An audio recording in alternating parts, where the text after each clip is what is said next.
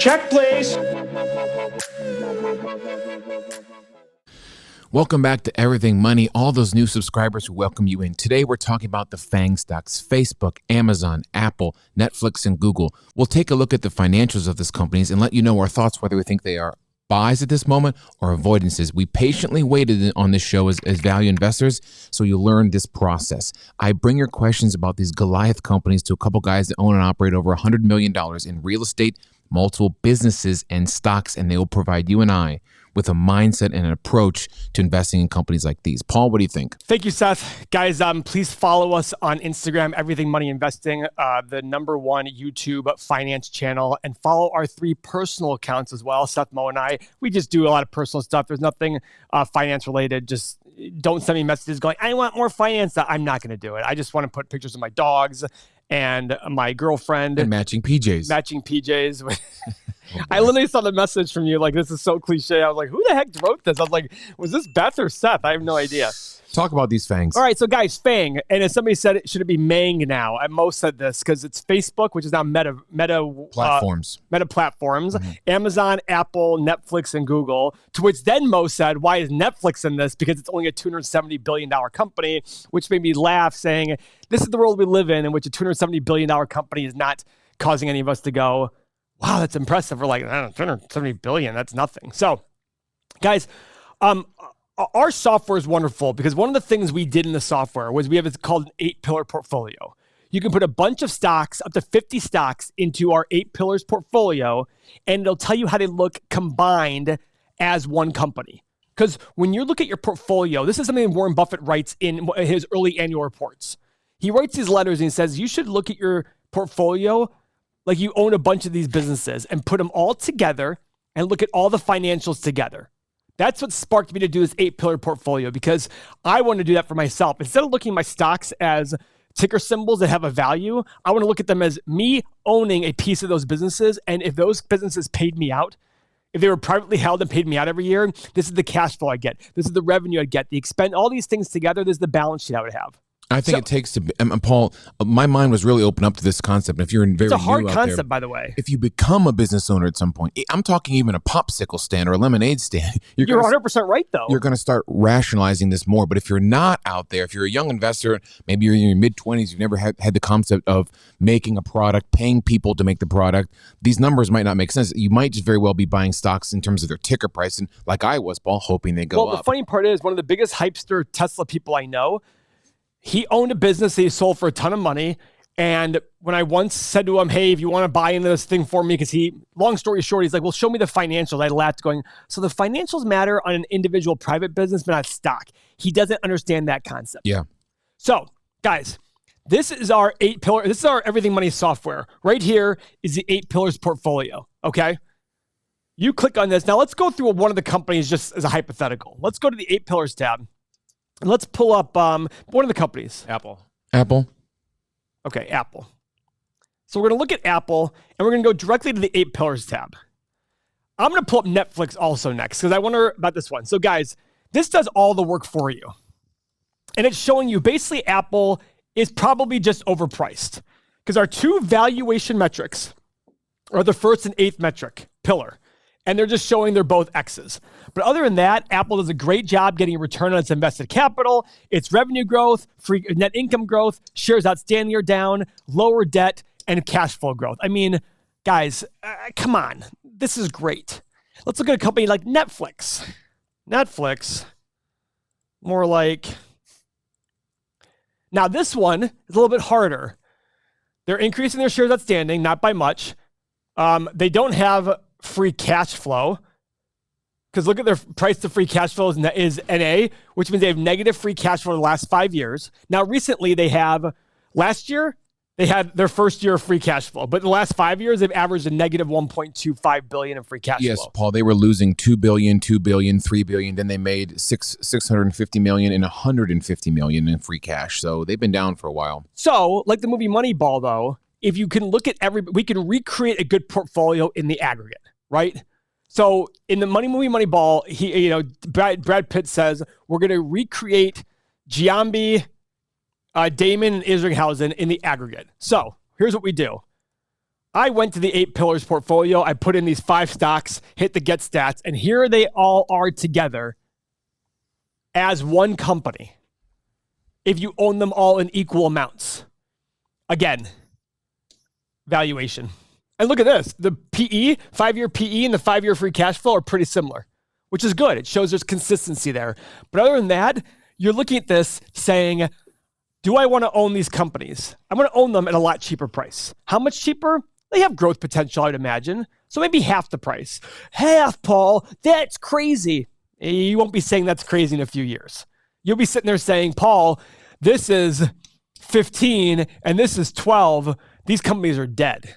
For the exact same check marks, the exact same stats, more profit, more cash flow, all these things, you'll still be complaining that it's crazy out there and I'm missing the boat and these companies are dead and that's why this is happening. Because you know what happens? We see a stock price go up and we give the reasons why it should go up. When the stock price goes down, we focus on the reasons why the stock should go down. But guess what? All these stocks have reasons to go up and all these stocks have reasons to go down. The question is, the point that we make is the market just sits there and exaggerates the point that needs to be made. Look at Alibaba as a prime example. Alibaba was at 310 and 320, and they had the same issues they have today. But now the stock is down to 120, and people are accentuating those negative reasons. Those negative reasons existed at 320 and 310, but they just weren't focused on because the stock had just gone up and up and up and up and up. And the only focus was growth, growth, growth, growth, growth. The same growth potential occurs today. Is it a little bit lower? It actually is a little bit lower, but I think Alibaba is worth 150 or 160 based on 10% growth rates.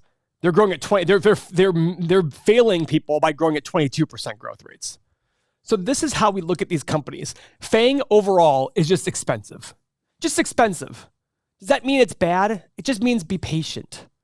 Go there and just say, I'm going to wait for a better time to buy these companies. Now, of all these top companies, Paul, we were somewhat close on Facebook. We were talking about the possibilities of what can happen with this new metaverse, this new world. We've done some past videos where you said, Mo, don't you have some positions in Facebook, Mo? Yeah, I do. And I'm thinking, we recorded a video yesterday on Facebook. I'm actually thinking of moving my puts up even higher than 300. Plus, I mean, also, in addition, the Oculus was the number one downloaded app in the Apple App Store on Christmas Day. So that means that people were buying Oculus like crazy. So it's crazy, man. Plus there's talk of like in the metaverse, you buy real estate and Facebook is getting a piece of that. I mean, Facebook has a lot of growth potential if this thing turns out to be for real. Wouldn't you think, Paul, that Apple would follow suit, make some sort of device? They're going to. It's right. It's rumored to be about $3,000 for the device versus $400 for the Oculus. So, but Apple people love Apple. Expensive. They're like, oh, wait, a new phone with a new camera for $8,000. I've got to have it. And I'm like, wait, but it's just a phone. That's what you think, Paul. That's my belief, and it's not. I'm not a phone guy. Like, to me, I want a good enough phone to be able to do my proper emails, things like that. But I don't get it when people complain about not having money and they spend $1,500 on a phone. So, Paul, well, that's true. Paul, we do a lot of videos on how the market is very overpriced, and some people will write in the comments, this is a rinse repeat video. But describe to me. I was contemplating this. Describe to me the best case scenario for yourself and value investors like me. What could happen in the world? What will happen? Cycles always happen. Death, taxes, and cycles are always going to happen. Right now, the cycle is very big on everything's going to make money, everything's great, everything's rosy, nothing can fail. And eventually we'll get to the point where nothing's good, everything's bad, everything's going to fail. And that's when prices are the lowest relative to value. And that's when, if you have the balls to be the person buying, you're going to make a lot of money. And I have proof of that from 08 and 09. I have proof in emails. And I remember the bankers at Merrill Lynch calling me saying, you're the only good phone call we get. Everybody else is scared crapless. I remember at that time we were planning my dad's estate. And there's a thing called a GRAT. I won't get into the complication of it, but bottom line is I remember just every single day going, just wait. We'll wait for a lower price. We'll wait for a low. This is great. We're going to wait for a lower price. And I remember my estate lawyer saying, you're the only one doing this. I'm like, I just felt it. I'm not saying it to brag. I'm just like, it just made no sense to me. Why do we want these companies? Why do we hate companies at a lower price than we like them at a higher price? That makes zero sense to me. Why do I like buying cash flow for more? I always tell people investments are the only thing in the world that we actually like paying more money for. We always brag, like, I got this on sale. Oh, I negotiated hard with the car dealership. I saved $500. Oh, I went and bought Netflix for 300 times earnings. What? You're bragging about that? I joke with people and say, I'm going to go start paying full ask price for cars just to be like, you know what? Here's how good I'm at investing. I'm just going to go pay full ask price for every car that I buy just to show how stupid that is to even worry about that. You sit there and spend 20 hours researching the best car deal so you can save $250, and then you go out there and spend zero time understanding fundamentals and go pay nosebleed prices for all these companies. Makes no sense. Paul, it's scary out there. If you surf chats or comments from some YouTuber gurus out there, I mean, there are a lot of people pumping a lot of money in far sketchier. These are some of the best companies in the world. I mean, sketchy companies. And so in general, the point of our show is to go ahead. We're trying to offer a way of looking at things as you're buying a piece of a business. And we're trying to teach you that in investing, being contrarian will probably do better for you than following the crowd. Because usually when where the crowd is going, it's not a good sign. If you go look at history every single time, I joke and say, I'm so contrarian that when people say the sky is blue, I'm like, there's no way it's blue. It just can't be blue because there's no way this many people are right. I literally have like that belief. Whenever somebody tells me something, I really go, okay, that's probably not true. And it literally goes through my head. Now, granted, is that cynical? It can be. It absolutely can be. But instead, I look at it going, let me verify this.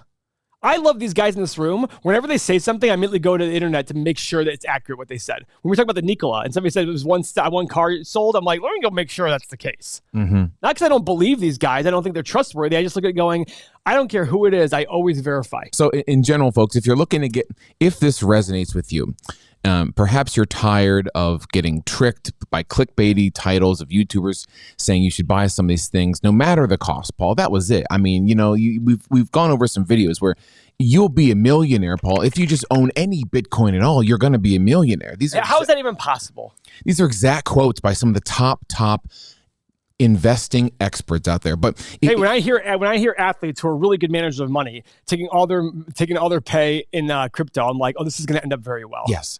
If this concept of listening to us resonates, and again, you're not really listening to us. You're listening to 100 years of value investing more concepts. Than 100 years. Yes. You can join our community. Paul will tell you right now. You can get all of this, the financials in our community, our new Everything Money chat on the phone. Paul, tell them how you can get all this. So guys, we created the software because our users wanted to be able to analyze their own stocks without having to wait for us. So we put hundreds of thousands of dollars, made the software. You get 30 years of financial data. You get access to Seth Mo and I. You get the 8-pillar analysis, the stock analyzer tool, the retirement calculator, and you get everything on this main page that is coming soon. This is all included. And if you look right here, these are all the things you get. You get everything on a mobile phone. Everything we're talking about here is ready, available on your mobile app. One app for everything. But most importantly, guys, you get our Discord, our community of, now it's off of Discord. It's right in our app. You get a community of over 6,000 people you can talk to every single day about your investment ideas. If you're like them, you felt alone having these ideas about investing that weren't reciprocated by others, but now you found the community here. And this is all available for only $1 per day. Less than a cup of coffee. If this can make you 1 or 2% or save you 1 or 2% of losses every year, it will lead to hundreds of thousands, if not millions. $1 per day, 2 ways to sign up. everythingmoney.com or Patreon. The benefit of everythingmoney.com is we're not large enough yet to charge sales tax, so you won't be charged sales tax quite yet. And look at this, guys. You get all of this.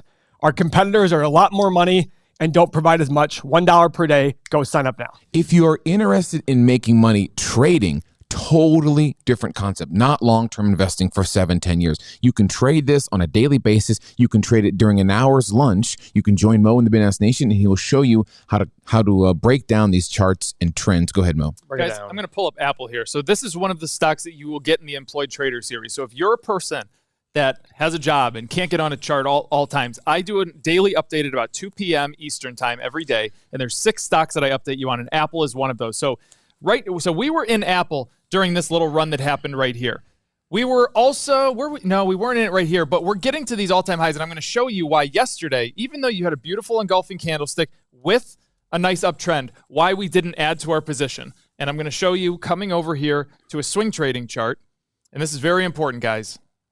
Volume is energy to a car. Look at what happened yesterday. You had a nice engulfing candlestick. Wait a second. Did you say volume is energy to a car? Gasoline is energy to a car, and volume is the gasoline. I love you. Or volume is the battery that you plug into your EV. That's right. If you are so basically all stocks, like all stocks are disruptive now. Should we get back into the sky color? Technically, yes, and you could pour gasoline on everything. Okay, so here, look at this, guys. Slow week, declining volume. Yesterday, I saw this and I said, this is potential, but because of this volume that is so low, below average and declining, I did think that the stock price was going to fall a bit today, and it certainly did. So these are the kind of rules that you would get from joining me, joining the Employed Trader Series. I give daily explanations of this. We can pull up Apple here to do day trades with also, because it does get that fluctuation. I mean, look at yesterday. If you would have wanted to get in this from a different perspective yesterday, you could have added to this and stayed in it the entire day, really, and caught a beautiful run. Today, you could be doing it again. Keep an eye on it if you are watching this. And I mean, this is the rules here. They work if you follow them and do them over and over and over. So if you want to join me in the Bid and Ask Nation, learn these rules to trade at all different perspectives, or get the Employed Trader Series, join me. You get the Trading 101 series, which is all of those rules. The Employed Trader Series, obviously, the exclusive Saturday seminars. I do exclusive seminar just for the Bid and Ask once a month, and the chat community of 950 plus people that all have the same goals as you. That is our take on the FAANG stocks. Be patient like us. We will guide you and provide you with some mindset. And Paul will be here to cuddle you and fondle you when you need, when the market is down. And that's when people will be flocking to our channel, because we'll be buyers of a lot of this. So join the community. You will love the software. Fondle that thumbs up on the way out. We'll see you next video.